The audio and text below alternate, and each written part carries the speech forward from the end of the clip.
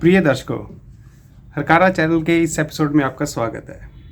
Doctor साहब, थोड़े दिन पहले आपने एक फेसबुक पे अपनी पोस्ट डाली थी जिसके जवाब में एक मिस्टर राजेश खोसला ने एक आपसे क्वेश्चन पुट किया था कि सेल्फ एनालिसिस क्या है। तो आप इस एपिसोड में आज उसको प्लीज़ आप डिटेल पे बताएंगे कि सेल्फ एनालिसिस है क्या। दर्शकों, आप सबके भीतर स्वयं प्रकाशमान ज्योत को डॉक्टर सांझ का प्रणाम। स्वप्न जी, ये जो सेल्फ एनालिसिस दा टॉपिक है,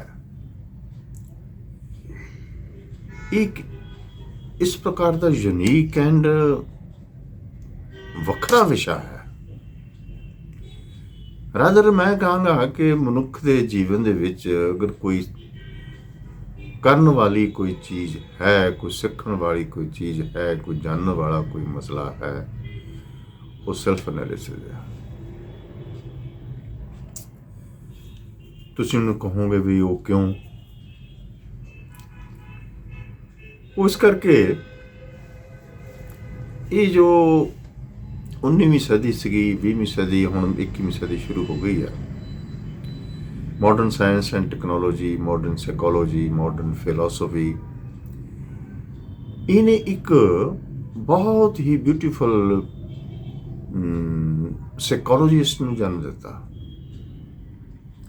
नो डाउट सिगमंड फ्रायड ਨੂੰ ਅਸੀਂ ਕਹਿੰਦੇ ਆ ਕਿ father of the modern psychology. Adler, जंग, फोम, बहुत नामवर साइकोलॉजिस्ट साडे पास इस 20वीं सदी ਵਿੱਚ पर्टिकुलरली वैसटर्न वर्ल्ड ਵਿੱਚ देखने ਨੂੰ ਮਿਲਦੇ ਆ।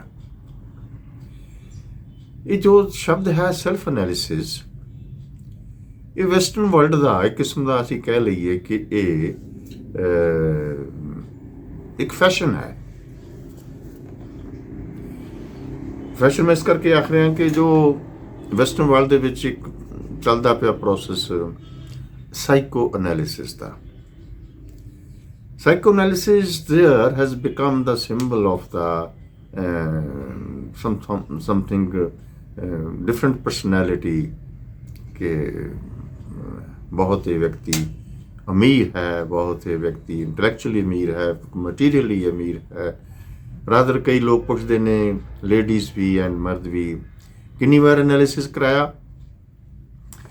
सो वेस्टर्न वर्ल्ड का एक किस्म का फैशन है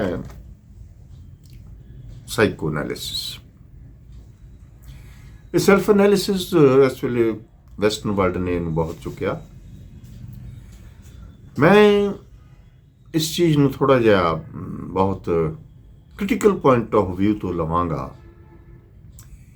कि जो सेल्फ एनालिसिस या साइको एनालिसिस वैसटर्न साइकोलॉजी इस वक्त सानू पढ़ा रही है, ਜਾਂ जो practically through out the world ਅਸੀਂ ਜਿਸ ਨੂੰ ਫੋਲੋ ਕਰ ਰਹੇ ਹਾਂ।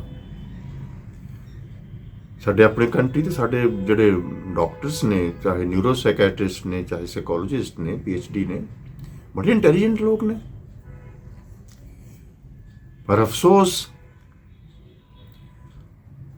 ਉਹਨਾਂ ਦਾ ਜੋ ਟੋਟਲ ਇੰਟੈਲੈਕਟ ਹੈ, ਉਹਦੀ ਟੋਟਲ ਕੰਡੀਸ਼ਨਿੰਗ 8-10 ਸਾਲ ਦੀ ਜਿਹੜੀ ਪੜ੍ਹਾਈ ਹੈ, ਉਹ 'ਚ ਉਹਨਾਂ ਦੀ ਇਸ ਪ੍ਰਕਾਰ ਦੀ ਮੋਲਡਿੰਗ ਕਰਤੀ ਜਾਂਦੀ ਆ, ਕੰਡੀਸ਼ਨ ਕਰਤੀ ਜਾਂਦੀ ਹੈ ਕਿ ਉਹ ਵੈਸਟਰਨ ਸਾਈਕੋਲॉਜੀ ਦੇ ਇਸ ਸਫੀਰ ਤੋਂ ਬਾਹਰ ਨਿਕਲਦੇ ਨਹੀਂਗੇ। ਮੈਂ ਬਹੁਤ ਸਾਰੇ ਨਿਊਰੋ ਸਾਈਕੈਟ੍ਰਿਸਟ ਐਂਡ ਸਾਈਕੋਲੋਜਿਸਟ ਦੇ ਨਾਲ ਇਨਡਾਇਰੈਕਟਲੀ ਵਾਰਤਾਲਾਪ ਕੀਤੀ, ਡਿਸਕਸ਼ਨ ਕੀਤੀ ਇਸ ਚੀਜ਼ ਦੀ। ਉਹਨੂੰ ਦੱਸੇ ਬਗੈਰ ਕਿ ਮੈਂ ਤੇਰੇ ਨਾਲ ਕੀ ਗੱਲ ਕਰ ਰਿਹਾ। ਐਂਡ ਸਾਈਮਲਟੇਨੀਅਸਲੀ ਮੈਨੂੰ ਵਕਤ ਬੇ ਵਕਤ ਮਾਡਰਨ ਸਾਈਕੋਲੋਜੀ ਦੀਆਂ ਬੁੱਕਸ ਵੀ ਪੜ੍ਹਨ ਦਾ ਮੌਕਾ ਮਿਲਦਾ ਰਹਿੰਦਾ।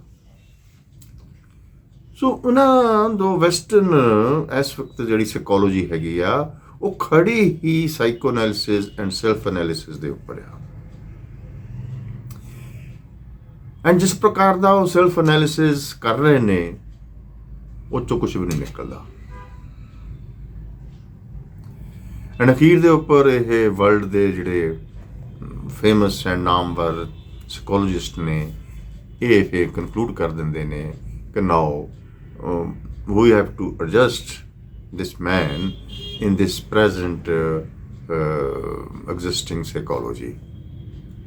Adjustment ਹੋ ਸਕਦੀ ਹੈ। ਫਰੋਇਡ ਤਾਂ ਕਹਿੰਦਾ ਹੈਗਾ ਕਿ ਹੁਣ ਮਨੁੱਖ ਜੋ ਉਹਦੇ ਪਾਸ ਇਹ ਐਵੋਲੂਸ਼ਨਰੀ ਪ੍ਰੋਸੈਸ ਦਾ ਮਾਈਂਡ ਹੈ ਉਹ ਇਸ ਤੋਂ ਹੇਠਾਂ ਨਹੀਂ ਡਿੱਗ ਸਕਦਾ, ਕਿਉਂਕਿ ਹੇਠਾਂ ਐਨੀਮਲ ਕਿੰਗਡਮ ਆ। ਸੋ ਮਨੁੱਖ ਐਨੀਮਲ ਕਿੰਗਡਮ 'ਚ ਪ੍ਰਵੇਸ਼ ਕਰਨ ਉੱਤੇ ਰਿਹਾ, ਅੱਗੇ ਵਿਕਾਸ ਦਾ ਉਸ ਨੂੰ ਪਤਾ ਨਹੀਂ ਕਿਸ ਤਰੀਕੇ ਕਿਸ ਡਾਇਰੈਕਸ਼ਨ ਵਿੱਚ ਇਵੋਲਵ ਕਰਨਾ। ਇਸ ਕਰਕੇ ਜਿੱਥੇ ਹੈ ਮਨੁੱਖ ਦੀ ਸਾਈਕੋਲੋਜੀ, ਮਨੁੱਖ ਦਾ ਮਾਈਂਡ, ਇਹਦੇ ਵਿੱਚ ਹੀ ਉਹਨੂੰ ਕੁਛ ਓੜ ਪੋੜ ਕਰਕੇ ਕੋਈ ਐਡਹੌਕ ਸਿਸਟਮ ਨੂੰ ਸੈੱਟ ਕਰਕੇ ਕਿ ਇਹਨੂੰ ਇਸੇ ਹੀ ਮਾਈਂਡ ਦੇ ਵਿੱਚ ਐਡਜਸਟ ਕੀਤਾ ਜਾਵੇ। This is the end result of the modern psychoanalysis and the self analysis. ਮੈਂ ਤੁਹਾਨੂੰ ਪਿਛਲੀ ਵਾਰ ਸੁਪਨੀ ਕਿਹਾ ਕਿ ਆਪਾਂ ਕਿਸੇ ਦਿਨ ਬੈਠ ਕੇ ਪਹਿਲਾਂ ਤਾਂ ਮਾਈਂਡ ਦੀਆਂ ਜੋ ਵੇਰੀਅਸ ਲੇਅਰਸ ਨੇ, ਵੇਰੀਅਸ ਪਰਤਾਂ ਨੇ, ਅਨਕੌਂਸ਼ੀਅਸ ਮਾਈਂਡ ਹੈ, ਕੌਂਸ਼ੀਅਸ ਮਾਈਂਡ ਹੈ, ਸਬਕੌਂਸ਼ੀਅਸ ਮਾਈਂਡ ਹੈ, ਸੁਪਰ ਕੌਂਸ਼ੀਅਸ ਮਾਈਂਡ ਹੈ, ਹੋਰ ਵੀ ਇਹਦੀਆਂ ਜਿਹੜੀਆਂ 7 ਟਾਈਪਸ ਆਫ ਮਾਈਂਡਸ ਨੇ, ਉਹਨਾਂ ਦੇ ਉੱਪਰ ਡਿਸਕਸ਼ਨ ਕਰੀਏ। ਚਲੋ ਉਹ ਯਾਦ ਰੱਖਿਓ, ਫਿਰ ਕਿਸੇ ਦਿਨ ਆਪਾਂ ਉਹਨਾਂ ਨੂੰ ਕਰਾਂਗੇ। ਅੱਜ ਜਿਹੜਾ ਤੁਹਾਡਾ ਸਵਾਲ ਹੈ ਸੈਲਫ ਐਨਾਲਿਸਿਸ ਦਾ, ਮੈਂ ਉੱਤੇ ਆਵਾਂਗਾ। ਵੈਸਟਰਨ ਸਾਈਕੋਲੋਜੀ ਦਾ ਜੋ ਸੈਲਫ ਐਨਾਲਿਸਿਸ ਆ, ਮੈਂ ਤੁਹਾਨੂੰ ਉਹਦੇ ਬਾਰੇ ਜਾਣਕਾਰੀ ਦੇ ਦਿੱਤੀ ਹੈਗੀ ਆ। ਐਂਡ ਅਨਫੋਰਚੂਨੇਟਲੀ ਸਾਡੇ ਜਿਹੜੇ ਥਰੂ ਦ ਵਰਲਡ ਐਂਡ ਸਾਡੇ ਹਿੰਦੁਸਤਾਨ ਦੇ ਵੀ ਜਿਹੜੇ ਸਾਈਕੋਲੋਜਿਸਟ ਨੇ ਉਹ ਵੀ ਇਸ ਤੋਂ ਬਾਅਦ ਨਹੀਂ ਜਾਂਦੇ। ਤੁਸੀਂ ਹੁਣ ਫਿਰ ਕਹੋਗੇ ਦਰਸ਼ਕੋ ਕਿ ਯਾਰ ਇਹ ਦੰਗਾ ਡਾਟ ਦਸਾਂ ਜਾਂ ਹਰ ਵਾਰ ਭਾਰਤੀ ਦਰਸ਼ਨ ਦਾ ਹਵਾਲਾ ਦੇਣ ਲੱਗ ਪੈਂਦਾ। ਅੱਜ ਵੀ ਮੈਂ ਫਿਰ ਭਾਰਤੀ ਦਰਸ਼ਨ ਦਾ ਹਵਾਲਾ ਦੇਵਾਂਗਾ, ਕਿਉਂਕਿ ਭਾਰਤੀ ਦਰਸ਼ਨ ਦੇ ਪਾਸ ਇੱਕ ਇਹੋ ਜਿਹੀ ਸਾਈਕੋਲੋਜੀ ਹੈ ਜਿਸ ਤੋਂ ਬਾਹਰ ਕੁਝ ਜਾਂਦਾ ਹੀ ਨਹੀਂ। ਕਿਹੋ ਜਿਹਾ ਉਹਦੇ ਪਾਸ ਸਾਈਕੋਲੋਜੀ ਦਾ ਦਰਸ਼ਨ ਹੈ। ਮੈਂ ਤਾਂ ਇਹ ਕਹਾਂਗਾ ਕਿ mother of the all psychologies is ਭਾਰਤੀ ਦਰਸ਼ਨ। ਐਂਡ ਉਸ ਭਾਰਤੀ ਦਰਸ਼ਨ ਪਾਰਟਿਕੂਲਰ ਜੋ ਚੀਜ਼ ਹੈ, ਜੋ ਮੇਨ ਮਦਰ ਹੈ, वो है Gita, Bhagavad Gita. The mother of all psychologies is Bhagavad Gita. Rather Gita कोई धार्मिक ग्रंथ नहीं, वो साडी एक ਵੱਖਰੀ ਪ੍ਰਕਾਰ ਦੀ ਭੇਡ ਚਾਲ ਹੈ ਜਾਂ ਸਾਡੀ ਇੱਕ ਵੀਕਨੈਸ ਹੈ ਕਿ ਅਸੀਂ ਇਹਨੂੰ ਬਤੌਰ ਧਾਰਮਿਕ ਗ੍ਰੰਥ ਲੈ ਕੇ ਪੂਜਦੇ ਹਾਂ, ਸਭ ਕੁਝ ਕਰਦੇ ਹਾਂ। But Gita is a book of psychology, mother of psychology. ਇਸ ਤੋਂ ਬਾਹਰ ਕੁਝ ਸਾਈਕੋਲੋਜੀ ਹੋਰ ਰਹਿ ਹੀ ਨਹੀਂ ਜਾਂਦੀ। ਸੋ ਮੈਂ ਗੀਤਾ ਦੇ ਉਸੇ ਅਧਿਆਇ ਤੇ ਆਵਾਂਗਾ ਜਿੱਥੇ ਭਗਵਾਨ ਸ਼੍ਰੀ ਕ੍ਰਿਸ਼ਨ ਸਵੈਧਿਆਇ ਜਗ ਦਾ ਜ਼ਿਕਰ ਕਰਦੇ ਨੇ। ਸਵੈਧਿਆਇ ਜਗ ਆਮ ਜਿਹੜੇ ਗੀਤਾ ਪ੍ਰੇਮੀ ਨੇ ਜਾਂ ਜਿਨ੍ਹਾਂ ਦੀ ਕੁਛ ਇਸ ਪਾਸੇ ਨੂੰ ਲਗਨ ਹੈ, ਉਹ ਇਸ ਨੂੰ ਉਹਨਾਂ ਨੇ ਜ਼ਰੂਰ ਇਹ ਸ਼ਬਦ ਸੁਣਿਆ ਹੋਏਗਾ। ਲੇਕਿਨ ਦੋਸਤੋ, ਇਹ ਜੋ ਸਵੈਧਿਆਇ ਜਗ ਹੈ, ਮੇਰੀ ਜਾਚੇ ਇਹ ਗੀਤਾ ਦਾ ਫਲਕਰਮ ਹੈ, ਧੁਰਾ ਹੈ, ਨਿਊਕਲੀਅਸ ਹੈ। ਕਿਉਂਕਿ ਸਵੈਧਿਆਇ ਜਗ ਇੱਕ ਇਹੋ ਜਿਹਾ ਫਿਨੋਮਨਾ ਹੈ ਜਿਹੜਾ ਵੀ ਵਿਅਕਤੀ ਉਸ ਨੂੰ ਫੋਲੋ ਕਰਦਾ ਆ, ਇਸ ਫਿਨੋਮਨਾ ਵਿੱਚ ਇਨਵੋਲਵ ਹੁੰਦਾ ਆ, ਉਹਨੂੰ ਹੋਰ ਕੁਝ ਕਰਨ ਦੀ ਜ਼ਰੂਰਤ ਨਹੀਂ ਪੈਂਦੀ। ਸਾਡੇ ਭਾਰਤੀ ਦਰਸ਼ਨ ਵਿੱਚ ਸਾਡਾ ਬਹੁਤ ਐਮਫੈਸਿਸ ਹੈ on yog, pranayam, meditation, understanding ਤਾਂ ਇੱਕ ਕਿਸਮ ਦੀ ਸਾਈਕੋਲੋਜੀਕਲ ਟਾਈਪ ਹੀ ਹੈ। ਉਹ ਅਸੀਂ ਬਹੁਤ ਕੁਝ ਕਰਦੇ ਹਾਂ, ਤਪ ਕਰਦੇ ਹਾਂ, ਮੰਤਰ ਕਰਦੇ ਹਾਂ, ਮੰਤਰ ਸਾਧਨਾ ਕਰਦੇ ਹਾਂ, ਤਪੱਸਿਆ ਕਰਦੇ ਹਾਂ। ਪਤਾ ਨਹੀਂ ਸਾਡੇ ਭਾਰਤੀ ਦਰਸ਼ਨ ਨੇ ਸਾਨੂੰ ਕੀ ਕੁਛ ਦਿੱਤਾ ਹੋਇਆ, ਕਾਹਦੇ ਵਾਸਤੇ? to go beyond this present objective and material world, to realize the second aspect of this existence, second aspect of this life, that is consciousness. ਜਦ ਤੱਕ ਅਸੀਂ consciousness ਵੱਲ ਨਹੀਂ ਮੁੜਦੇ, ਅਸੀਂ ਇੱਕ material world and objective world ਤੱਕ ਕਨਫਾਈਨਡ ਰਹਿੰਦੇ ਹਾਂ, ਉਦੋਂ ਤੱਕ ਅਸੀਂ ਅਧੂਰੇ ਹਾਂ। ਫੇਸਬੁੱਕ ਤੇ ਮੇਰੇ ਬਹੁਤ ਕੋਈ ਪਿਆਰੇ ਮਿੱਤਰ ਨੇ, ਮੈਂ ਉਹਨਾਂ ਦਾ ਨਾਮ ਵੀ ਮੈਂਸ਼ਨ ਕਰ ਦੇਵਾਂਗਾ। ਇੱਕ ਇੰਗਲੈਂਡ ਤੋਂ ਨੇ ਅਮਰੀਕ ਦੋਸਾਂਝ, ਇੱਕ ਪੰਜਾਬ ਤੋਂ ਨੇ ਰਜਿੰਦਰ ਸਿੰਘ, ਇੱਕ ਦੋ ਹੋਰ ਨੇ, ਜਿਹੜੇ ਕਿ ਮਤਲਬ ਇਤਨਾ ਬਿਊਟੀਫੁਲ ਡਾਕਟਰ ਦੋਸਾਂਝ ਦੇ ਵਿਚਾਰਾਂ ਦਾ ਵਿਰੋਧ ਕਰਦੇ ਨੇ, ਤੇ ਪੜ੍ਹ ਕੇ ਉਹਨਾਂ ਦਾ ਮੈਨੂੰ ਤਾਂ ਬਹੁਤ ਚੰਗਾ ਲੱਗਦਾ। ਕਿਉਂ ਚੰਗਾ ਲੱਗਦਾ ਕਿ ਇਹ ਜਿਹੜੇ ਸਾਰੇ ਕਮੈਂਟ ਨੇ, ਸਾਰੇ ਨੈਗੇਟਿਵ ਦੇ ਤੌਰ ਦੇ ਉੱਪਰ ਇਸ ਡਾਕਟਰ ਦੋਸਾਂਝ ਨੂੰ ਪ੍ਰੋਜੈਕਟ ਕਰਦੇ ਨੇ, ਇਹ ਇਸ ਮਟੀਰੀਅਲ ਵਰਲਡ ਤੋਂ, ਆਬਜੈਕਟਿਵ ਵਰਲਡ ਤੋਂ, ਬਾਹਰ ਮੁਕਤਾ ਤੋਂ ਵਿੱਚੋਂ ਨਿਕਲਦੇ ਹੀ ਨਹੀਂ ਗਏ। ਇਹਨਾਂ ਦੀ ਇੰਨੀ ਬੁਰੀ ਤਰ੍ਹਾਂ ਕਨਫਾਈਨਮੈਂਟ ਹੈ ਆਬਜੈਕਟਿਵ ਐਂਡ ਮਟੀਰੀਅਲ ਵਰਲਡ ਤੱਕ ਕਿ ਉਹਦੇ ਵਿੱਚੋਂ ਹੀ ਇਹ ਲਾਈਫ ਦੀ ਮੁਕਤੀ, ਲਾਈਫ ਦਾ ਹਰ ਪ੍ਰਕਾਰ ਦਾ ਸੁੱਖ ਪ੍ਰਾਪਤ ਕਰਨਾ ਚਾਹੁੰਦੇ ਨੇ। ਇਹਨਾਂ ਨੂੰ ਪਤਾ ਹੀ ਨਹੀਂ ਕਿ ਜੀਵਨ ਦਾ ਜਾਂ ਇਸ ਐਗਜ਼ਿਸਟੈਂਸ ਦਾ ਕੋਈ ਦੂਸਰਾ ਐਸਪੈਕਟ ਵੀ ਹੈ। ਜੇ ਇੱਕ ਆਬਜੈਕਟਿਵ ਫੀਨੋਮਨਾ ਹੈ ਤਾਂ ਵੀਰ ਮੇਰੇ ਇੱਕ ਸਬਜੈਕਟਿਵ ਫੀਨੋਮਨਾ ਵੀ ਹੈ। ਜੇ ਇੱਕ ਮੈਟਰ ਹੈ ਤਾਂ ਇੱਕ ਨॉन ਮੈਟਰ ਵੀ ਹੈ। ਜੇ ਪ੍ਰਕਿਰਤੀ ਦੇ ਐਲੀਮੈਂਟ ਨੂੰ ਅਸੀਂ ਮੈਟਰ ਚ ਲੈ ਲੈਂਦੇ ਹੈਗੇ ਆ, ਤੇ ਇਹਨੂੰ ਚਲਾਉਣ ਵਾਲੀ ਇੱਕ ਸ਼ਕਤੀ ਕੰਸ਼ੀਅਸਨੈਸ ਵੀ ਹੈ। ਜੀਵਨ ਦੇ ਵਿੱਚ ਦੋਵੇਂ ਚੀਜ਼ਾਂ, ਮੈਟਰ ਐਂਡ ਕੰਸ਼ੀਅਸਨੈਸ ਦੀ ਯੂਨਿਟੀ ਹੀ ਇੱਕ ਡੁਅਲਿਜ਼ਮ ਨੂੰ ਜਨਮ ਦਿੰਦੀ ਹੈਗੀ ਆ। ਵਿਦਾਊਟ ਦੈਟ ਕੰਸ਼ੀਅਸਨੈਸ, ਵਿਦਾਊਟ ਦੈਟ ਆਦਿ ਸ਼ਕਤੀ, ਕਿਸੇ ਚੀਜ਼ ਦੇ ਵਿੱਚ ਕੋਈ ਸ਼ਕਤੀ ਪੈ ਹੀ ਨਹੀਂ ਸਕਦੀ।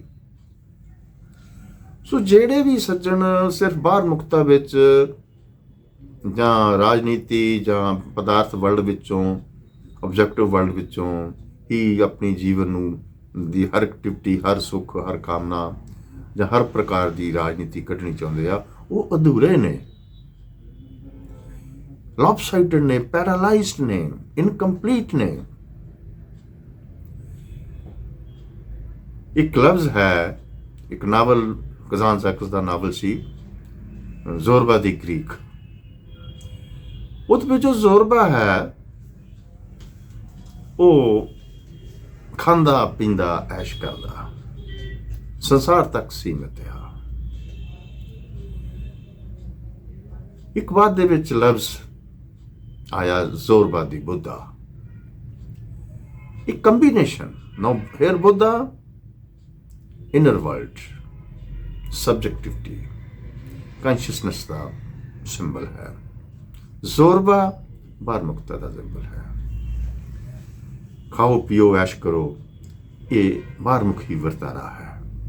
ਲੇਕਿਨ ਜ਼ੋਰਬਾ ਦੀ ਬੁੱਧਾ ਕੰਪਲੀਟ ਮਨੁੱਖ, ਹੋਲਿਸਟਿਕ ਮਨੁੱਖ, ਓਨਲੀ ਹੋਲਿਸਟਿਕ ਮਨੁੱਖ ਵਿਲ ਬੀ ਹੋਲੀ ਮਨੁੱਖ।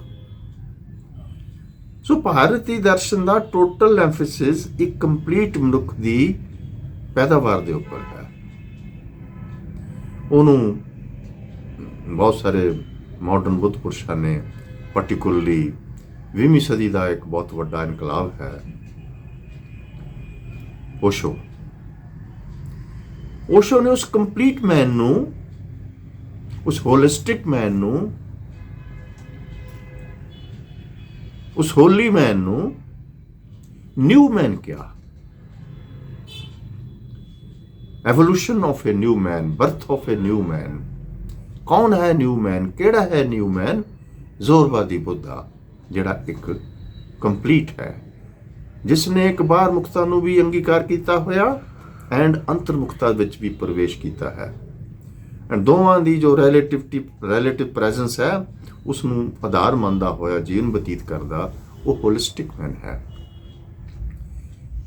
ਸਵਾਲ ਪੈਦਾ ਇਹ ਹੁੰਦਾ ਕਿ ਇਸ ਪ੍ਰਕਾਰ ਦਾ ਨਿਊ ਮੈਨ ਐਂਡ ਹੋਲਿਸਟਿਕ ਮੈਨ ਕਿਵੇਂ ਪੈਦਾ ਹੋਵੇ?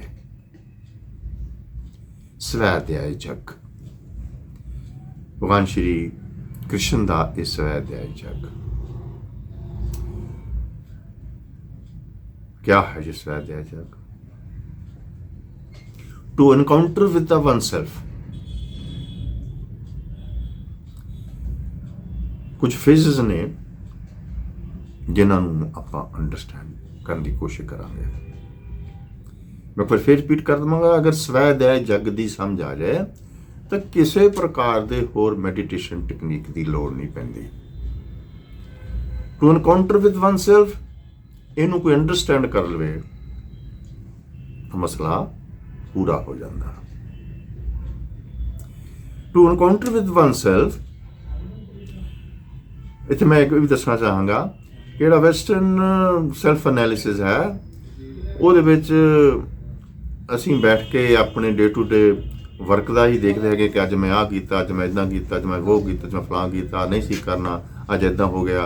असीं समझते हैं कि साडा यही एनालिसिस है, अज मैं की गलत किया की ठीक किया। ਉਹਦਾ ਹੀ ਅਸੀਂ ਕਦੇ ਵਕਤ ਕੱਢ ਕੇ 5-10 ਮਿੰਟ ਜੋ ਕਰਦੇ ਹੈਗੇ ਆ ਕੁਝ ਲੋਕ, ਤੇ ਉਹਨੂੰ ਅਸੀਂ ਸੈਲਫ ਐਨਾਲਿਸਿਸ ਸਮਝ ਲੈਂਦੇ ਆ। ਠੀਕ ਹੈ, ਇਹ ਵੈਸਟਰਨ ਸਾਈਕੋਲੋਜੀ ਦੀ ਇਹ ਦੇਣ ਹੈ। ਜਾਂ ਅਸੀਂ ਆਪਣੀਆਂ ਭਾਵਨਾਵਾਂ ਦਾ ਸਾਈਕੈਟ੍ਰਿਸਟ ਦੇ ਸਾਹਮਣੇ, ਸਾਈਕੋਲੋਜੀ ਸਾਹਮਣੇ ਰਿਲੇਸ਼ਨ ਕਰਦੇ ਹੈਗੇ ਆ, ਤਾਂ ਉਹ ਤੁਹਾਡੀਆਂ ਉਹਨਾਂ ਵਿੱਚੋਂ ਕੋਈ ਨੁਕਤੇ ਨੋਟ ਕਰਕੇ ਤੁਹਾਨੂੰ ਫਿਰ ਕੁਝ ਸਮਝਾਉਂਦਾ ਹੈ, ਉਹ ਉਹਨਾਂ ਦਾ ਸਾਈਕੋ ਐਨਾਲਿਸਿਸ ਉਹਨੂੰ ਕਹਿ ਦਿੱਤਾ ਜਾਂਦਾ। ਇਹ ਸਵੈਧਿਆਇ ਜਗ ਨਹੀਂ, ਇਹ ਮਾਡਰਨ ਸਾਈਕੋਲੋਜੀ ਦਾ ਫੈਨੋਮਨਾ ਹੈ। ਸਵੈਧਿਆਇ ਜਗ ਦੇ ਵਿੱਚ ਜੋ ਪਹਿਲਾ ਨੁਕਤਾ ਹੈ, ਜੋ ਪਹਿਲਾ ਚੱਲ ਹੈ, ਉਹ ਹੈ ਅਲੋਨਨੈਸ।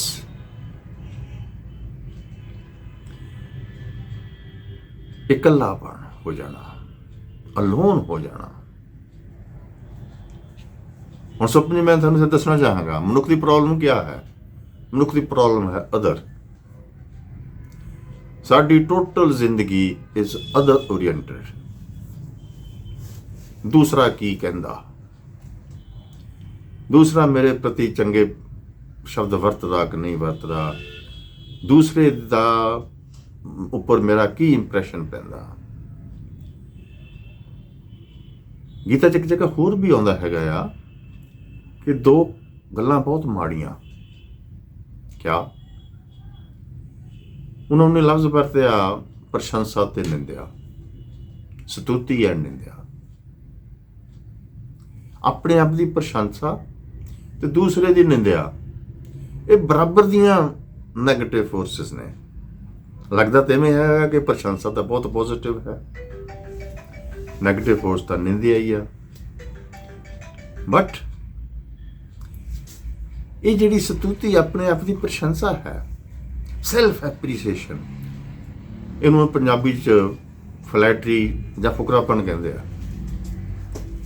ਮਨੁੱਖ ਨੂੰ ਸਮਝ ਨਹੀਂ ਪੈਂਦਾ ਕਿ ਮੇਰੀ ਫਲੈਟਰੀ ਹੋ ਰਹੀ ਹੈ ਜਾਂ ਮੈਂ ਆਪਣੀ ਫਲੈਟਰੀ ਕਰ ਰਿਹਾ ਜਾਂ ਦੂਸਰਾ ਕਰ ਰਿਹਾ, ਤੇ ਇਹ ਤੋਂ ਵੱਡਾ ਫੁਕਰਾਪਣ ਕੋਈ ਨਹੀਂ ਹੈਗਾ।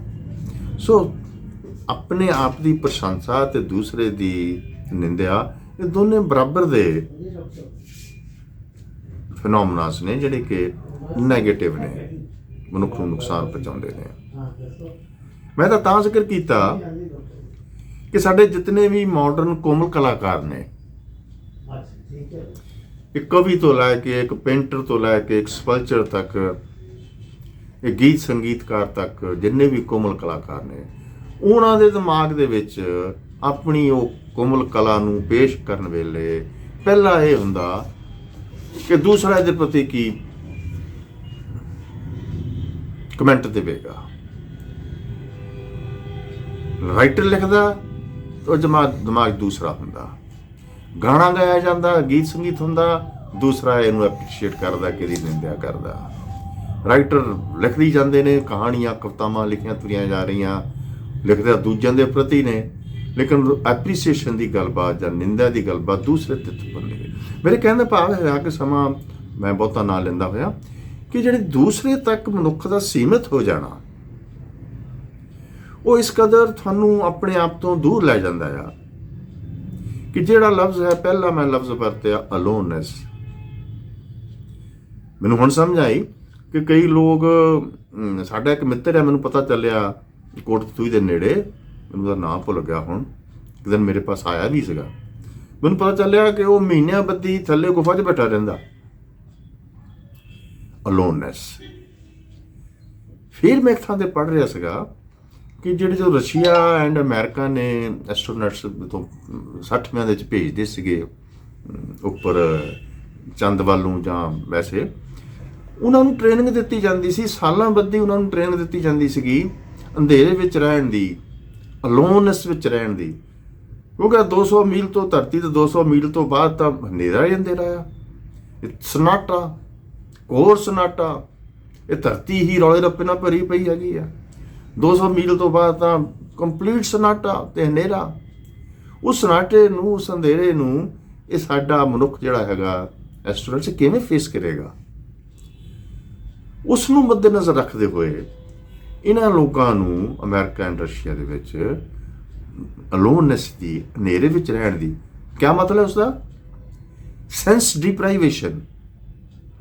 ਜਿਹੜੀਆਂ ਆਊਟਵਰਡ ਸੈਂਸਿਸ ਨੇ, ਜੋ ਵੀ ਸਾਨੂੰ ਸਾਡੀਆਂ 5 ਸੈਂਸਿਸ ਬਾਹਰ ਆਊਟਵਰਡ ਸੈਂਸਿਸ ਨੂੰ ਰਿਸੀਵ ਕਰਦੀਆਂ ਨੇ, ਮਨੁੱਖ ਨੂੰ ਉਹਨਾਂ ਸੈਂਸਿਸ ਤੋਂ ਡਿਪਰਾਈਵ ਕਰ ਦਿਓ, ਵਾਂਝਾ ਕਰ ਦਿਓ। ਵਾਂਝਾ ਕਰਕੇ ਫਿਰ ਉਹਨੂੰ ਮੇਨਟੇਨ ਕਰੋ। That is loneliness. ਤਾਂ ਕੀ ਹੋਇਆ, ਅਮਰੀਕਾ ਐਂਡ ਰਸ਼ੀਆ ਵਾਲਿਆਂ ਨੇ ਜਦੋਂ ਇਸ ਚੀਜ਼ ਨੂੰ ਉਹਨਾਂ ਨੂੰ ਅਲੋਨੈਸ 'ਚ ਪਾਇਆ, ਸੈਂਸ ਡਿਪਰਾਈਵੇਸ਼ਨ ਕੀਤੀ, ਤਾਂ ਉਹ ਇੱਕ ਨਵੇਂ ਵਿਅਕਤੀ ਪੈਦਾ ਹੋ ਗਏ। ਇਹਨਾਂ ਵਿਗਿਆਨੀਆਂ ਨੂੰ ਉਦੋਂ ਸਮਝ ਆਈ ਕਿ ਹਿੰਦੁਸਤਾਨ ਦਾ ਭਾਰਤੀ ਦਰਸ਼ਨਾਂ ਦਿੱਤਾ ਹੋਇਆ ਧਿਆਨ ਕੀ ਆ, ਧਿਆਨ ਕਿਹਨੂੰ ਕਹਿੰਦੇ ਆ।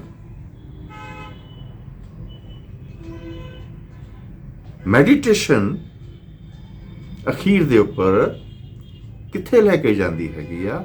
encountering oneself, encounter with the oneself, sense deprivation, aloneness। ਇਸ ਪ੍ਰਕਾਰ ਦੀ ਤੁਸੀਂ ਆਪਣੀ ਅਲੋਨੈਸ ਕਰਨੀ ਹੈਗੀ ਆ ਕਿ you are not concerned with outward world. Other orientation ਤੋਂ ਖੜਾ ਛੁਡਾਉਣਾ ਬਹੁਤ ਮੁਸ਼ਕਿਲ ਹੈ। ਇਹ ਇੰਪੋਰਟੈਂਸ ਹੈ ਅਲੋਨੈਸ ਦੀ। ਮੈਂ ਥੋੜਾ ਲਵਾਂਗਾ, ਅਦਰਵਾਈਜ਼ ਇਹ ਜੋ ਚੈਪਟਰ ਹੈ ਇਹ ਤਾਂ ਇਤਨਾ ਵਸੀ ਹੈ ਕਿ ਇਹ ਕਿਤੇ ਖਤਮ ਨਹੀਂ ਹੋਵੇਗਾ। ਦੂਸਰਾ, ਪਹਿਲੀ ਹੋ ਗਈ ਅਲੋਨੈਸ। ਦੂਸਰਾ ਸਵੈਦਿਆਈ ਜਗ ਦੇ ਵਿੱਚ ਜੋ ਮੋਸਟ ਇੰਪੋਰਟੈਂਟ ਚੀਜ਼ ਹੈ ਉਹ ਤੁਹਾਡਾ ਆਪਣੀਆਂ ਭਾਵਨਾਵਾਂ ਦਾ ਕਥਾਰਸਿਸ। ਸਾਨੂੰ ਅਸੀਂ ਅੰਦਰ ਕਿਸੇ ਪ੍ਰਕਾਰ ਦੀ ਵਾਸਨਾ ਪੈਦਾ ਹੁੰਦੀ ਹੈਗੀ ਆ, ਕ੍ਰੋਧ ਆਉਂਦਾ ਹੈਗਾ ਆ, ਲਾਲਚ ਆਉਂਦਾ ਹੈਗਾ ਆ, ਕਿਸੇ ਨਾ ਕਿਸੇ ਤਰੀਕੇ ਨਾਲ ਅਸੀਂ ਕਿਸੇ ਦੇ ਪ੍ਰਤੀ ਜੈਲਸ ਹੁੰਦੇ ਹੈਗੇ ਆ, ਕਿਸੇ ਨੂੰ ਅਸੀਂ ਨਫ਼ਰਤ ਕਰਦੇ ਹੈਗੇ ਆ, ਦਿਲ ਕਰਦਾ ਕਿ ਇਹਨੂੰ ਅਸੀਂ ਮਾਰ ਦਈਏ, ਕਿਸੇ ਨਾਲ ਪਿਆਰ ਵੀ। ਮਤਲਬ ਕਿ ਜਿਤਨੀਆਂ ਸਾਡੇ ਅੰਦਰ ਭਾਵਨਾਵਾਂ ਨੇ, ਹਰ ਪ੍ਰਕਾਰ ਦੀ ਭਾਵਨਾ, ਉਹਦੇ ਉੱਪਰ ਹੀ ਅਸੀਂ ਸਾਰਾ ਕਰਮ ਕਰਦੇ ਹਾਂ। ਇਸ ਲਈ ਉਹ ਜਿਹੜਾ ਕਥਾਰਸਿਸ ਹੈ, ਰੇਚਨ ਹੈ, ਭਾਵਨਾਵਾਂ ਦਾ ਰੇਚਨ, ਇਹ ਉਸ ਅਲੋਨੈਸ 'ਚ ਬੈਠ ਕੇ ਜਦੋਂ ਅਸੀਂ ਇਹਨਾਂ ਦਾ ਰੇਚਨ ਕਰਾਂਗੇ, ਉਹਦੇ ਵਾਸਤੇ ਸਤਿਗੁਰੂ ਜੀ ਨੇ ਇੱਕ ਮੈਡੀਟੇਸ਼ਨ ਵੀ ਦਿੱਤੀ ਸੀ। ਪੁਰਾਣੇ ਜਿਹੜੇ ਰਿਸ਼ੀ ਹੁੰਦੇ ਸੀ, ਜਿਬਰਿਸ਼ ਟਾਕਸ ਕਰਦੇ ਹੁੰਦੇ ਸੀਗੇ। ਜਿਬਰਿਸ਼ ਟਾਕ ਕੀਤੀ ਜਾ ਸਕਦੀ ਹੈਗੀ ਆ। ਤੁਸੀਂ ਰੋ ਸਕਦੇ ਹੋ, ਤੁਸੀਂ ਹੱਸ ਸਕਦੇ ਹੋ। ਹਾਂਜੀ, ਤੁਸੀਂ ਜਿਬਰਿਸ਼ ਟਾਕ ਦੇ ਵਿੱਚ ਅਵਲਾ ਤਵਲਾ ਬੋਲ ਕੇ ਬਾਹਰ ਕੱਢ ਸਕਦੇ ਹੋ। ਕਿਸੇ ਨੂੰ ਜਿਹਨੂੰ ਤੁਸੀਂ ਨਹੀਂ ਲਾਈਕ ਕਰਦੇ, ਉਸ ਨੂੰ ਤੁਸੀਂ ਬੋਲ ਕੇ ਵੀ, ਗਾਲੀ ਗਲੋਚ ਕਰਕੇ ਵੀ ਆਪਣਾ ਜੋ ਭਾਵਨਾਵਾਂ ਨੇ ਉਹਨਾਂ ਨੂੰ ਬਾਹਰ ਕੱਢਣਾ। ਇਹ ਤੁਸੀਂ ਇਕੱਲਿਆਂ ਕਰਨਾ। ਇਸ ਸਵੈਦਿਆਏ ਦਾ ਦੂਸਰਾ ਹੈ ਕਥਾਰਸਿਸ, ਰੇਚਨ, ਭਾਵਨਾਵਾਂ ਦਾ ਰੇਚਨ। ਤੀਸਰਾ ਹੈ, ਉਹ ਫਿਰ ਪਹਿਲੀ ਵਾਲੀ ਗੱਲਬਾਤ ਆ ਗਈ। We are very much concerned about our physical personality, about our name. Modern ਜਗ ਦੇ ਵਿੱਚ ਜਿੰਨੇ ਵੀ ਕਾਸਮੈਟੋਲੋਜੀ ਦੇ ਸਾਰੇ ਚੱਲਦੇ ਪਏ ਨੇ ਦੁਕਾਨਦਾਰੀਆਂ, ਕਿਆ ਹੈ ਕਿ ਮੈਂ ਸੋਹਣਾ ਬਣਾ, ਮੈਂ ਸੋਹਣੀ ਲੱਗਾ। ਕਾਹਦੇ ਵਾਸਤੇ ਸੋਹਣੀ ਲੱਗਾ? ਕਿ ਦੂਸਰੇ ਕਹਿਣ ਇਹ ਬਹੁਤ ਸੋਹਣੀ ਆ, ਇਹ ਬੰਦਾ ਬੜਾ ਸਮਾਰਟ ਆ, ਇਹ ਕੁੜੀ ਬੜੀ ਸੋਹਣੀ ਆ। ਇਸ ਤਰੀਕੇ ਨਾਲ ਹੀ ਅਸੀਂ ਸਮਾਜ ਦੇ ਵਿੱਚ ਇਹਦੇ ਵਿੱਚੋਂ ਹੀ ਇੱਕ ਸਾਡਾ ਅਕਸ ਬਣਦਾ, ਇਮੇਜ ਬਣਦਾ, ਇੱਕ ਪ੍ਰਤਿਮਾ ਬਣਦੀ ਹੈਗੀ ਆ ਕਿ ਮੈਂ ਫਲਾਂ ਹਾਂ, ਮੈਂ ਡਾਕਟਰ ਹਾਂ, ਮੈਂ ਲੀਡਰ ਹਾਂ, ਮੈਂ ਚੀਫ ਮਿਨਿਸਟਰ ਹਾਂ, ਮੈਂ ਐਡਾ ਵੱਡਾ ਰਾਈਟਰ ਹਾਂ, ਮੈਂ ਐਡਾ ਵੱਡਾ ਸੰਗੀਤਕਾਰ ਹਾਂ। ਉਹਦਾ ਇੱਕ ਇਮੇਜ ਬਣਾਇਆ ਹੋਇਆ, ਪ੍ਰਤਿਮਾ ਬਣਾਈ ਹੋਈ ਹੈਗੀ ਆ। ਜਦ ਤੱਕ ਸਾਡੀ ਉਹ ਪ੍ਰਤਿਮਾ ਨਹੀਂ ਟੁੱਟਦੀ, ਨਹੀਂ ਮਿਟਦੀ, ਉਦ ਤੱਕ ਗੱਲ ਨਹੀਂ ਬਣਦੀ। ਸੋ ਇਹ ਤਿੰਨ ਚੀਜ਼ਾਂ, ਸਮਾਂ ਕਿੰਨੇ ਮਿੰਟ ਰਹਿ ਗਏ ਆਪਣੇ, ਹੈਗਾ ਕਿੰਨਾ ਮਿੰਟ ਹੈ? ਹਾਂ। ਸੋ ਇਹ ਜਿਹੜੀ ਤੀਸਰੀ ਮੈਂ ਗੱਲਬਾਤ ਕਹੀ ਹੈਗੀ ਆ ਕਿ ਆਪਣੀ ਹੋਂਦ, ਆਪਣੀ ਜਿਹੜਾ ਅਸੀਂ ਇੱਕ ਪਰਸੋਨਾ ਪਾਇਆ ਹੋਇਆ, ਜਿਹੜਾ ਅਸੀਂ ਇੱਕ ਮਾਸਕ ਪਾਇਆ ਹੋਇਆ ਫੇਸ ਦੇ ਉੱਪਰ, ਉਸ ਮਾਸਕ ਦੇ ਪਿੱਛੇ ਅਸੀਂ ਇੱਕ ਸਾਡੀ ਇੱਕ ਓਰੀਜਨਲ ਪਰਸਨੈਲਿਟੀ ਹੈ, ਉਸ ਰੀਅਲ ਸੈਂਟਰ ਹੈ, ਉਸ ਜਿਹੜੀ ਰੀਅਲ ਪਰਸਨੈਲਿਟੀ ਹੈ ਉਹਦਾ ਸਾਨੂੰ ਨਹੀਂ ਪਤਾ।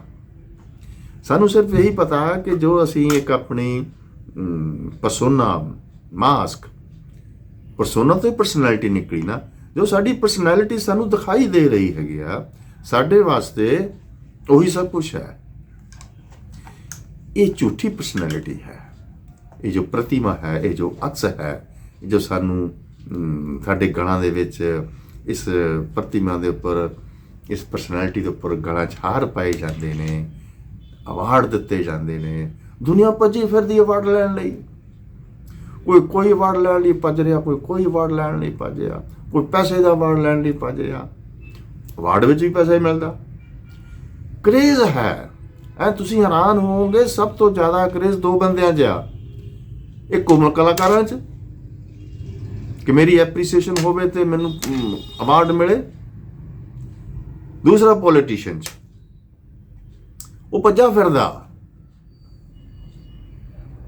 ਚਲੋ ਪੋਲੀਟੀਸ਼ੀਅਨ ਤੇ ਤਾਂ ਮੈਂ ਗੱਲ ਤਾਂ ਨਹੀਂ ਕਰਾਂਗਾ, ਪਰ ਜਿਹੜਾ ਇੱਕ ਕੋਮਲ ਕਲਾਕਾਰ ਹੈ, ਜਿਹਦੇ ਪਾਸ ਇੱਕ ਪਰਮਾਤਮਾ ਨੇ ਇੱਕ ਵੱਖਰਾ ਇੰਟੈਲੈਕਟ ਦਿੱਤਾ, ਇੱਕ ਵੱਖਰਾ ਹਿਰਦੇ ਦਿੱਤਾ ਹੈ, बुद्धिजीवी जो है, इंटेलिजेंट व्यक्ति जो है, उसके पास एक बहुत अच्छा बुद्धि है। एक कोमल कलाकार है, उसके पास बहुत अच्छा हिरदे है। एंड जीवन ਦੇ ਵਿੱਚ ਇਹ ਜੋ ਬੁੱਧੀ ਤੇ ਐਂਡ ਹਿਰਦੇ ਦਾ ਸੰਤੁਲਨ ਹੈ, ਇਹੀ ਬੇਸ ਹੈ ਸਾਰੀ ਜੀਵਨ ਦਾ। ਐਨੀਵੇ, ਉਹਦੀ ਪ੍ਰਤਿਮਾ ਹੈ, ਜਿਹੜਾ ਅਕਸ ਹੈ, ਜੋ ਇਮੇਜ ਹੈ ਮਨੁੱਖ ਦਾ ਆਪਾਂ ਚੁੱਕੀ ਫਿਰਦੇ ਹਾਂ, ਇਹ ਜਦੋਂ ਅਸੀਂ ਸਵੈ ਦੇ ਜਗ 'ਚ ਪ੍ਰਵੇਸ਼ ਕਰਾਂਗੇ, ਅਲੋਨੈਸ ਦੇ ਸਨਾਟੇ 'ਚ ਪ੍ਰਵੇਸ਼ ਕਰਾਂਗੇ, ਖਾਲੀ ਹੋ ਜਾਵਾਂਗੇ, ਭੁੱਲ ਜਾਵਾਂਗੇ ਕਿ ਮੇਰੀ ਵੀ ਕੋਈ ਪ੍ਰਤਿਮਾ, ਕੋਈ ਅਕਸ, ਕੋਈ ਇਮੇਜ ਹੈ। ਜਿੰਦੇ ਜੀ ਅਸੀਂ ਆਪਣੇ ਆਪ ਨੂੰ ਇਸ ਚੀਜ਼ ਤੋਂ ਮਿਟਾ ਕੇ ਇੱਕ ਵੱਖਰੀ ਦੁਨੀਆ 'ਚ ਪ੍ਰਵੇਸ਼ ਕਰ ਲਿਆ, ਜਿਹਦੇ ਵਾਸਤੇ ਇਹ ਜਨਮ ਹੋਇਆ, ਜਿਹਦੇ ਵਾਸਤੇ ਟੋਟਲ ਭਾਰਤੀ ਦਰਸ਼ਨ ਦੇ ਜੋ ਵੇਰੀਅਸ ਪਾਥ ਨੇ ਮੈਡੀਟੇਸ਼ਨ ਦੇ, ਕੌਨਸ਼ੀਅਸਲੀ ਇਵੋਲਵ ਕਰਨ ਦੇ ਜੋ ਵੇਰੀਅਸ ਪਾਥ ਨੇ, ਉਹ ਇੱਥੇ ਆ ਜਾਂਦੇ ਨੇ। So encounter with one self is to know your ਸਾਕਸ਼ੀ। ਉਹਨੂੰ ਜਾਣਨ ਲਈ ਖਾਲੀ ਕਰਨਾ ਪਏਗਾ ਆਪਣਾ ਮਾਈਂਡ, ਐਂਡ ਆਪਣਾ ਜੋ ਅਕਸ ਹੈ ਉਹ ਮਾਰਨਾ ਪਏਗਾ, ਰਿਮੂਵ ਕਰਨਾ ਪਏਗਾ। ਗਲਾਂ 'ਚ ਪੈਂਦੇ ਹਾਰ ਤੇ ਮਿਲਦੇ ਇਨਾਮ ਤੇ ਅਵਾਰਡ, ਹਾਂਜੀ, ਉਹਦੀ ਜੋ ਅਪਰੋਚ ਹੈ ਇਹਨਾਂ ਸਾਡੇ ਕੋਮਲ ਕਲਾਕਾਰਾਂ ਨੂੰ ਆਪਣੇ ਰਸਤੇ ਤੋਂ ਭਟਕਾਉਣ ਦੀ, ਉਹਨੂੰ ਸਮਝਣਾ ਹੋਵੇਗਾ। ਸੋ ਦੋਸਤੋ, ਅੱਜ ਇਤਨਾ ਹੀ ਆਪਾਂ ਰੱਖਦੇ ਹਾਂ। ਸਵੈ ਦੇ ਜਗ ਦੇ ਉੱਪਰ ਜਿਵੇਂ ਅਸੀਂ ਜਦੋਂ ਅਸੀਂ ਬੈਠਾਂਗੇ, ਅਲੋਨੈਸ 'ਚ ਬੈਠਾਂਗੇ, ਕਥਾਰਸਿਸ ਕਰਾਂਗੇ, ਇਹ ਆਪਣੇ ਆਪ ਹੀ ਕਰਨਾ ਪੈਣਾ, ਕਿਸੇ ਦੂਸਰੇ ਨੇ ਆ ਕੇ ਨਹੀਂ ਕਰਨਾ। ਇਹਦੇ ਵਾਸਤੇ ਇੱਕ ਪਾਰਟੀਕੂਲਰ ਅੰਡਰਸਟੈਂਡਿੰਗ ਚਾਹੀਦੀ ਆ। ਉਹ ਅੰਡਰਸਟੈਂਡਿੰਗ ਤੁਹਾਨੂੰ, ਜਿੱਦਾਂ ਮੈਂ ਹੁਣ ਗੱਲਾਂ ਬਾਤਾਂ ਕਰ ਰਿਹਾ, ਇਹ ਅੰਡਰਸਟੈਂਡਿੰਗ ਹੈ। ਤੁਸੀਂ ਲਿਟਰੇਚਰ ਪੜ੍ਹਦੇ ਹੋ, ਲਿਟਰੇਚਰ ਪੜ੍ਹ ਕੇ ਦੇਖੋ ਕਿ ਅੰਡਰਸਟੈਂਡਿੰਗ ਮੇਰੀ ਹੋਈ ਕਿ ਨਹੀਂ ਹੋਈ। ਕੋਈ ਐਂਟਰਟੇਨਮੈਂਟ ਵਾਸਤੇ ਥੋੜ੍ਹੀ ਲਿਟਰੇਚਰ ਪੜ੍ਹਨਾ। ਜੀਵਨ ਦਾ ਹਰ ਪਲ ਬਹੁਤ ਕੀਮਤੀ ਹੈ, ਉਹਨੂੰ ਕਿਸੇ ਚੀਜ਼ ਵਿੱਚ ਵੀ ਵੇਸਟ ਨਾ ਕਰੋ। ਉਸ ਪਲ ਦੀ ਜੋ ਕੀਮਤ ਹੈ ਉਹਨੂੰ ਸਮਝਣ ਦੀ ਕੋਸ਼ਿਸ਼ ਕਰੋ। ਸੋ ਆਉਣ ਵਾਲੇ ਸਮੇਂ ਵਿੱਚ ਆਪਾਂ ਇਹਨੂੰ ਹੋਰ ਕੰਟੀਨਿਊ ਰੱਖਾਂਗੇ, ਪਰ ਇਹ ਮੈਂ ਕਹਿਣਾ ਚਾਹਾਂਗਾ ਕਿ ਆਹ ਜੋ ਸਵੈ ਅਧਿਆਇ ਜਗ ਹੈ, ਇਹ ਸਾਡਾ Indian type of self analysis ਹੈ। ਤੇ ਦੂਸਰੀ ਤਰਫ ਜਿਹੜਾ ਮੈਂ ਪਹਿਲਾਂ ਜ਼ਿਕਰ ਕੀਤਾ ਸੀਗਾ western type of self analysis psycho analysis, ਇਹ ਜ਼ਮੀਨ ਅਸਮਾਨ ਦਾ ਫਰਕ ਆ। We have to, in this country, in this world, we have to establish this Swadhyay Jag, the modern concept of self-analysis, modern psychology, the concept. Contrary to that, and we have to consider this Bharatiya Darshan first. And this Swadhyay Jag, this is the actual self-analysis. We have to sit in it. We have to encounter our consciousness. What is our witness? Who is our Sakshi? Who is our Drashta? ਇਹਦੇ ਵਾਸਤੇ ਇੱਕ ਬਹੁਤ beautiful ਹੋਸ਼ ਦੀ ਜ਼ਰੂਰਤ ਹੈ, awareness ਦੀ ਜ਼ਰੂਰਤ ਹੈ। ਸੋ ਇਹ ਆਪਾਂ ਇਹਨੂੰ ਅਗਲੇ ਵਾਸਤੇ ਵੀ ਕੰਟੀਨਿਊ ਰੱਖਾਂਗੇ। ਇਸ ਨਾਲ ਸੰਬੰਧਿਤ ਦਰਸ਼ਕੋ, ਅਗਰ ਤੁਹਾਡਾ ਕੋਈ ਸਵਾਲ ਹੈ, ਤੁਹਾਡੀ ਕੋਈ ਡਾਊਟ ਹੈ, ਤਾਂ ਉਹਨੂੰ ਮੈਂ ਟੈਲੀਫੋਨ ਨੰਬਰ ਵੀ ਦਿੰਨਾ ਹੈਗਾ ਆ, ਐਂਡ ਨੀਚੇ ਤੁਸੀਂ ਇਹਨੂੰ ਕਮੈਂਟ ਬਾਕਸ ਦੇ ਵਿੱਚ ਉਸ ਸ਼ੱਕ ਨੂੰ, ਉਸ ਡਾਊਟ ਨੂੰ ਲਿਖੋ। ਜਿਸ ਚੀਜ਼ ਦੀ ਅੱਜ ਜ਼ਰੂਰਤ ਹੈ ਕਿ ਇਹਨੂੰ ਅਸੀਂ ਆਪਾਂ ਸਵੈਧਿਆਏ ਜਗ ਦੀ ਗੀਤਾ 'ਚੋਂ ਨਿਕਲੀ ਹੋਈ ਸਾਈਕੋਲੋਜੀ ਨੂੰ ਮਾਸਟਰ ਪਰ ਲੈ ਕੇ ਚੱਲਾਂਗੇ ਤਾਂ ਮਾਡਰਨ ਸਾਈਕੋਲੋਜੀ ਦਾ ਅਸੀਂ ਤਦ ਹੀ ਮੁਕਾਬਲਾ ਕਰ ਸਕਾਂਗੇ। ਨਹੀਂ ਤਾਂ ਉਹ ਤਾਂ ਬਣਾਈ ਜਾਣਗੇ ਪਾਗਲ, ਦਵਾਈਆਂ ਦੇਈ ਜਾਣਗੇ। ਸਾਈਕੋਥੈਰੇਪੀ ਦਾ ਉਹਨਾਂ ਨੂੰ ਪਤਾ ਨਹੀਂ ਗਾ, 5-5 7 ਦਵਾਈਆਂ ਹਰ ਮਰੀਜ਼ ਨੂੰ ਦੇ ਰਹੇ ਨੇ, ਉਹਨਾਂ ਦੇ ਆਪਣੇ ਸਾਈਡ ਇਫੈਕਟਸ ਨੇ, ਬਰਬਾਦ ਕਰ ਰਹੀਆਂ ਨੇ ਉਹ। ਇਸ ਲਈ ਆਓ ਭਾਰਤੀ ਦਰਸ਼ਨ ਵੱਲ ਮੁੜੀਏ ਐਂਡ ਆ ਜੋ ਮਨੁੱਖ ਦੀ ਸਾਈਕੋਲੋਜੀ ਨਾਲ ਸੰਬੰਧਿਤ ਸਵੈਧਿਆਏ ਜਗ ਹੈ, ਇਹਨੂੰ ਸਮਝੀਏ। एक बार फिर आप सबके भीतर प्रकाशमान ज्योत को डॉक्टर साहब का प्रणाम। धन्यवाद डॉक्टर साहब। और दोस्तों, यदि आपको ये वीडियो पसंद आए तो इसको ज़रूर सब्सक्राइब, लाइक और शेयर कीजिए। Thank you.